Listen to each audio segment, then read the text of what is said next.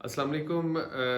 आपने अक्सर सुना होगा या आप लोग बहुत से लोगों को जानते होंगे जो जिन्होंने स्टॉक एक्सचेंज में इन्वेस्टमेंट की, शेयर्स खरीदे, लेकिन उनको भारी नुकसान उठाना पड़ा। और चंद लोग ऐसे भी आपके हल्का अहबाब में ज़रूर होंगे जो बिल्कुल डूब गए। अब सवाल ये पैदा होता है कि लोग स्टॉक एक्सचेंज में नुकसान क्यों उठाते हैं या क्यों डूब जाते हैं। इसकी दो वजूहात हैं और इन दो वजूहात में ग्रीड और पैनिक होना शामिल नहीं है।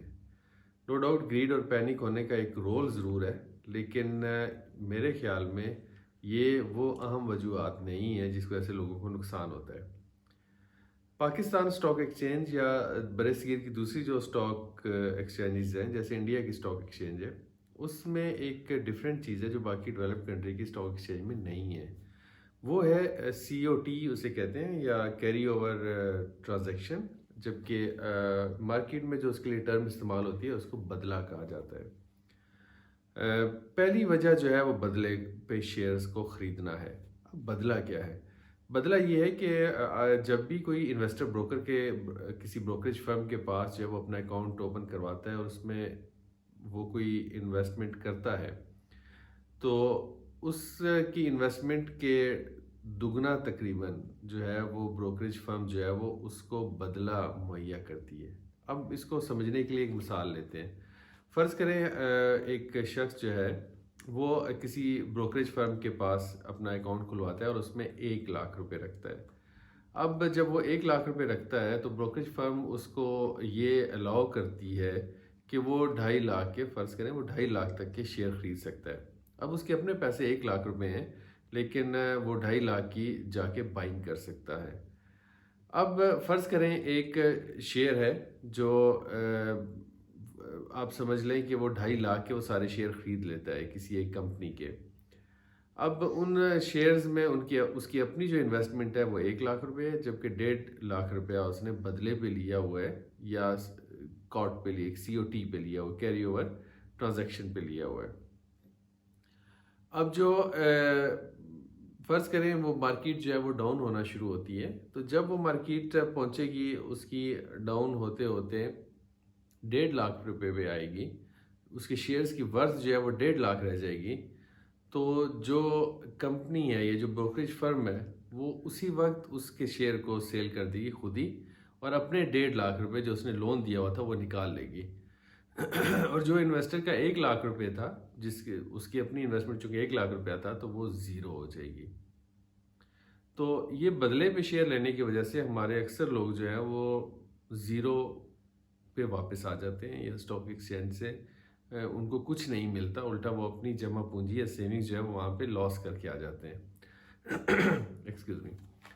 अब दूसरी रीज़न जो है बदले के अलावा, वो ये है कि बहुत सारे इन्वेस्टर्स जो डे ट्रेडिंग करने जाते हैं वो कहते हैं हम रोज़ पैसे कमाएंगे। ऐसा बहुत मुश्किल होता है कि आप रोज़ पैसे कमाएं अगर आपको मार्केट का सही अंदाज़ा नहीं है, आपको अकाउंटिंग टर्म्स का या कंपनीज का या उनके बिजनेसेस का, ओवरऑल इकोनॉमी का, या जो एक्सटर्नल फैक्टर्स इकोनॉमी पे हमारे इम्पेक्ट कर रहे हैं, अगर आपको सही अंदाज़ा नहीं है तो डे ट्रेडिंग में आपका कमाना बहुत मुश्किल है।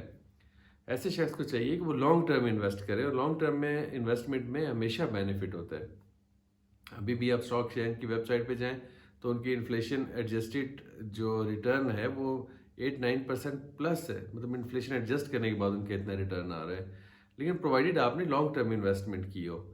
अच्छा, अगर किसी शख्स को उसकी बैलेंस शीट को, इसको इनकम स्टेटमेंट को, या स्टेटमेंट ऑफ कैश फ्लो को, या उसके कोई भी फाइनल ऑडिटेड अकाउंट्स को पढ़ना नहीं आता, उसको समझ नहीं है कि प्रॉफिटेबिलिटी रेशियोज कैसे निकाली जाती हैं, और वो जाकर ये समझता है कि मैं लोगों की सुनी सुनाई बात पे डे ट्रेडिंग में प्रॉफिट कर लूँगा, तो ये तकरीबन नामुमकिन चीज़ है। कभी हो भी सकता है, लेकिन अक्सर देखने में आया है कि ये वो लोग जो है वो नाकाम हो जाते हैं। तो दूसरी रीज़न जो है वो नॉलेज का ना होना है। अच्छा, अब आपका नॉलेज नहीं है लेकिन आप शेयर्स खरीदना चाहते हैं, तो उसकी दो सूरतें हैं। या आप किसी अच्छे शख्स से, ब्रोकरेज फर्म से, या किसी इन्वेस्टर से आप मशवरा ले लें। ठीक है, मशवरा आपको ब्रोकरेज फर्म्स वाले भी, अगर अच्छी फर्म है आपकी, ब्रोकर आपका ठीक है, तो आपको सही मशवरा भी दे सकता है कि आप लॉन्ग टर्म किस में इन्वेस्ट करें। या आप थोड़ी सी बेसिक्स, अगर उसकी प्रॉफिट देख लें, उसका देख लें कि बहुत ज़्यादा हैवी लोन तो नहीं है, या उसकी क्या फ्यूचर बनेगा, आपके अंदाज़ा लगा लेते हैं, तो आप उसमें इन्वेस्ट कर सकते हैं, जो कि लॉन्ग टर्म है। अच्छा, जब ये दोनों चीज़ें होती हैं और उसके साथ अगर पैनिक और ग्रीड है, तो उसके साथ उसका मतलब ये है कि हर हाल में नुकसान होगा। लेकिन एट टाइम्स मैं आपको बताऊं कि शेयर को बेच देना थोड़ा लॉस करके, जिसे हम पैनिक का नाम देते हैं, वो सही भी होता है। फ़र्ज़ करें हमें पता है कि कोई कोविड-19 आ गई या कोई वबा आ गई और मार्केट ने गिर जाना है, और इस वक्त जो मेरा शेयर 50 रुपीज़ का वो 48 रुपीज़ का है, और मैं जाके बेच देता हूँ, तो ये पैनिक सेलिंग नहीं है। ठीक है, मैंने 2 रुपये का जो है वो लॉस रियलाइज़ कर लिया, लेकिन मुझे पता है या मुझे अंदाज़ा है कि मार्केट ने उसके बाद गिर जाना है। तो इस तरह की पैनिक, जिसको हम अक्सर पैनिक सेलिंग का नाम देते हैं, ये आपकी स्ट्रेटजी है। और एट टाइम्स इन्वेस्टमेंट में थोड़ा बहुत लॉस करना, कि आप बड़े लॉस से बच सकें, ये कोई बुरा सौदा नहीं है। और बहुत से लोग ऐसे करते हैं जो कि अच्छे इन्वेस्टर होते हैं, कि फ़र्ज़ करें मैंने 50 रुपये का शेयर ख़रीदा और उसकी शेयर की प्राइस गिरना शुरू हो गई, और मैं चाहता हूँ कि मैं उसको लॉन्ग टर्म रिटर्न करूँगा, और मैं अपने लॉस को रियलाइज़ नहीं करना चाहता। जब तक मैं सेल नहीं करता, लॉस रियलाइज़ नहीं होता, और मेरे शेयर वहीं पे वहीं है, नो डाउट उसकी वर्थ जो है वो कम हो गई है। तो मैं उसको 40 पे, 30 पे, 20 पे, 10 पे दोबारा परचेज़ करता हूँ। जब मैं हर लेवल पे परचेज़ करता जाता हूँ, तो मेरे शेयर की एवरेज प्राइस बहुत कम हो जाती है, और जी उस शेयर में जो है वो राइज आता है, तो मुझे प्रॉफिट होता है। तो जब भी आपको ये कोई कहे कि आपके स्टॉक शेयर में तभी आप डूबेंगे जब आपको ग्रीड होगी या पैनिक होगी, तो वो बिल्कुल आपको गलत कह रहा है। अगर आपकी अपनी इन्वेस्टमेंट है, आप अपनी इन्वेस्टमेंट से शेयर्स खरीदते हैं, उनको होल्ड कर सकते हैं आप बदले पे शेयर नहीं खरीदते, या आपको मार्केट का नॉलेज है, तो आपको कभी लॉस नहीं होगा। लेकिन अगर आप बदले पे शेयर खरीदते हैं और आपको मार्केट नॉलेज भी नहीं है, तो फिर आपको यकीनन लॉस होगा। बहुत शुक्रिया।